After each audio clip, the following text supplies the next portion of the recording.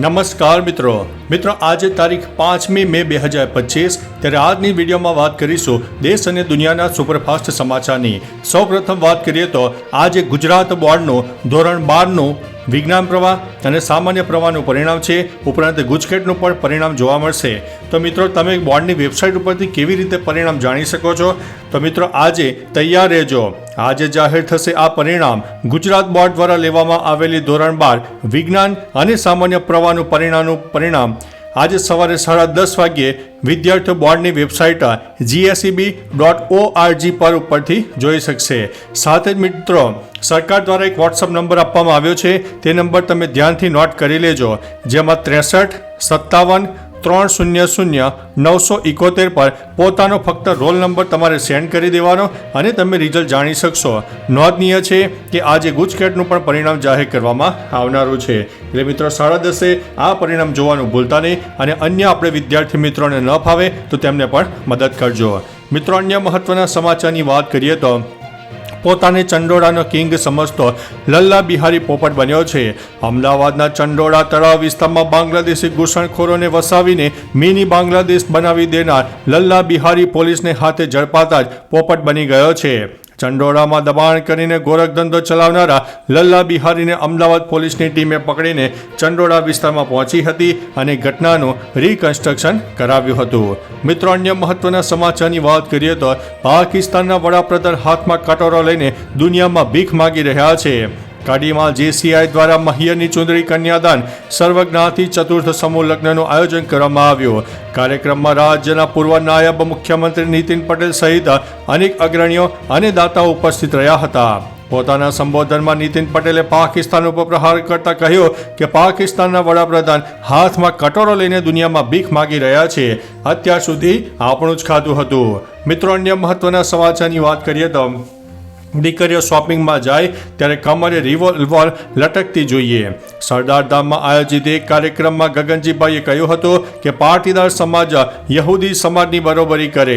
સમાજની કે દેશની દીકરી જ્યારે બહાર શોપિંગમાં જાય ત્યારે તેની કમરે રિવોલ્વર લટકતી હોવી જોઈએ। વધુમાં કહ્યું હતું કે વડાપ્રધાને કહેવાનો છું કે દેશના દરેક નાગરિકોને ઇઝરાયલની માફક લશ્કરની તાલીમ આપવામાં આવે। મિત્રો અન્ય મહત્વના સમાચારની વાત કરીએ તો મહીસાગરમાં વીજળી પડતા 2 પશુઓના મોત થયા છે। રાજ્યના હવામાન વિભાગ દ્વારા આગામી 3 દિવસ ગુજરાતમાં કમોસમી વરસાદની આગાહી વ્યક્ત કરવામાં આવી હતી। ત્યારે મિત્રો ગઈકાલે તારીખ 4 મે 2025ના વહેલી સવારથી જ અનેક જિલ્લાઓમાં વાતાવરણમાં પલટો આવ્યો। ત્યારે મહીસાગરમાં વીજળીના કડાકા ભડાકા સાથે વરસાદ થયો, જોકે વીજળી પડતા 2 પશુઓના મોત થયા હોવાનું પણ સામે આવી રહ્યું છે। મિત્રો અન્ય મહત્વના સમાચારની વાત કરીએ તો દાદાનું બુલડોઝર બધે ચાલશે પણ ભાજપના નેતાઓ પર નહીં કે શું? અમદાવાદના ભાજપના કોર્પોરેટર સુરેન્દ્ર ખાચર સામે ફરિયાદ નોંધવામાં આવી છે। નિરાલી ફ્લેટના રહીશોએ ધાક ધમકી અંગે આનંદનગર પોલીસ સ્ટેશનમાં ફરિયાદ નોંધાવી છે। પોલીસે ગુનો દાખલ કરીને વધુ તપાસ હાથ ધરી છે। રહીશોએ કોર્પોરેટરનું ગેરકાયદેસર બાંધકામ હોવાની રજૂઆત કરી છે। સ્થાનિકોએ કહ્યું છે કે દાદાનું બુલડોઝર બધે ચાલશે પણ ભાજપના નેતાઓ પર નહીં ચાલે। મિત્રો અન્ય મહત્વના સમાચારની વાત કરીએ તો ભારતની મોટી સફળતા, DRDOએ રચ્યો છે ઇતિહાસ। ભારતે સંરક્ષણ ક્ષેત્રમાં મોટી સિદ્ધિ હાંસલ કરી છે। DRDOએ મધ્યપ્રદેશના શ્યોપુર ખાતે દેશના પ્રથમ સ્ટ્રેટોસ્ફેરિક એરશિપ પ્લેટફોર્મની પ્રથમ ઉડાનનું સફળતાપૂર્વક પરીક્ષણ કર્યું। તેને સેનાની દેખરેખ હેઠળ ક્ષમતાઓને વધારવા માટે વિકસાવવામાં આવ્યું છે। આવા ઊંચાઈવાળા પ્લેટફોર્મ ફક્ત થોડા જ દેશોએ બનાવ્યા છે। હવે ભારત પણ તેમની સાથે જોડાઈ ગયું છે। સંરક્ષણ મંત્રી રાજનાથ સિંહે આ સિદ્ધિ બદલ DRDOને અભિનંદન પાઠવ્યા છે। મિત્રો અન્ય મહત્વના સમાચારની વાત કરીએ તો યુદ્ધ થશે તો હું ઇંગ્લેન્ડ જતો રહીશ। ભારત અને પાકિસ્તાન વચ્ચે યુદ્ધ જેવી સ્થિતિ સર્જાઈ ગઈ છે। આ માહોલમાં એક પત્રકારે પાકિસ્તાન નેશનલ એસેમ્બલીના સભ્ય શેર અફઝલ ખાન મારવતને પૂછ્યું કે જો યુદ્ધ થાય તો તેઓ બંદૂક લઈને સરહદ પાર જશે। તેના જવાબમાં તેમણે કહ્યું છે કે જો ભારત સાથે યુદ્ધ થાય તો હું ઇંગ્લેન્ડ જઈશ। શું મોદી મારા માસીનો દીકરો છે કે તે મારા કહેવાથી પાછળ હટી જશે? મિત્રો અન્ય મહત્વના સમાચારની વાત કરીએ તો રાજ્યના વાતાવરણમાં આવ્યો છે પલટો। હવામાન વિભાગની આગાહી પ્રમાણે ગઈકાલે સવારથી જ અનેક જિલ્લાના વાતાવરણમાં પલટો જોવા મળ્યો। ત્યારે બનાસકાંઠામાં વીજળીના કડાકા ભડાકા સાથે કરા પણ પડ્યા। વરસાદ ખાબકતા ખેડૂતોની ચિંતામાં માહોલ સર્જાઈ ગયો હતો. તો બીજી બાજુ અમદાવાદમાં અંધારપટ સાથે અનેક વિસ્તારમાં વરસાદી ઝાપટા પણ જોવા મળ્યા હતા. મિત્રો, અન્ય મહત્વના સમાચારની વાત કરીએ તો બેફામ બનેલા ખનીજ માફિયાઓ સામે કાર્યવાહી.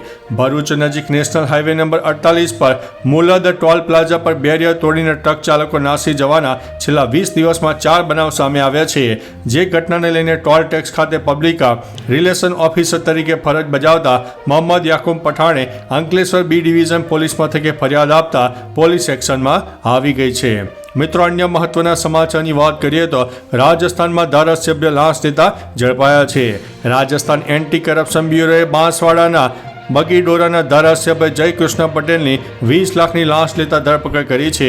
ભારત આદિવાસી પાર્ટી એટલે કે BAPના ધારાસભ્ય જયકૃષ્ણએ વિધાનસભામાં ખાણ વિભાગ સંબંધિત પ્રશ્નો પાછા ખેંચવા માટે 10 કરોડની માંગણી કરી હતી. બાદમાં 2.5 કરોડમાં સોદો નક્કી થયો. આ પહેલીવાર છે જ્યારે કોઈ ધારાસભ્ય લાંચ લેતા પકડાયા હોય. મિત્રો, અન્ય મહત્વના સમાચારની વાત કરીએ તો સરહદ ઉપર બ્લેકઆઉટ.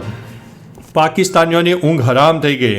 ભારત અને પાકિસ્તાન વચ્ચે વધી રહેલા તણાવ વચ્ચે ફિરોઝપુર કોન્ટોનમેન્ટ બોર્ડે રવિવારે રાત્રે 30 મિનિટનો બ્લેકઆઉટનો અભ્યાસ કર્યો. રાત્રે 9 વાગે સાયરન વાગ્યા પછી બધી લાઇટો બંધ કરી દેવામાં આવી. બ્લેકઆઉટ બાદ પાકિસ્તાનમાં સરહદ પર ભયનું વાતાવરણ ફેલાઈ ગયું. પાકિસ્તાનમાં લોકો ડરના કારણે રાત્રે સૂઈ શક્યા નહોતા. તેમને ડર રહેતો હતો કે આ બ્લેકઆઉટ હુમલા માટે કરાયો છે. તો ચાલો મિત્રો, ફરીથી દેશ અને દુનિયાના સુપરફાસ્ટ સમાચાર લઈને મળતા રહીશો. ત્યાં સુધી અમને રજા આપશો. નમસ્તે.